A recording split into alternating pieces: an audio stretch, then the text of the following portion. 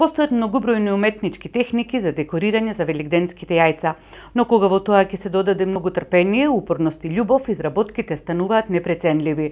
Токму такви се и цртежите и великденските декорации кои ги изработија членовите на социјалниот клуб при Центарот за поддршка на лица со интелектуална попреченост порака.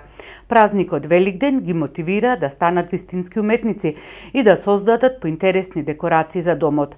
Изложбената поставка во салонот на Центарот за култура Марко Цепенков имаше продажен карактер. Секој посетител си донира колку што сака и може да остави средства. Тие средства се наменети за потребите на лицата во социјалниот клуб. Цртежите и сувенирите ги изработија децата од социјалниот клуб и заедно со волонтерите од Црвен крст и учениците од Средното медицинско училиште Ѓорđe Петров работеа активно скоро 2 недели, значи тие заедно и се здружија, почнаа да се дружат, освен изработката, освен работата, има и дружба. Покрај учениците од Средното училиште во изработката им помогна и волонтерите на Црвениот крст со имплементација на програмата Црвен крст во акција, промоција на хумани вредности. И нашата цел беше да се промовира клубот и да му се помогне на тие лица.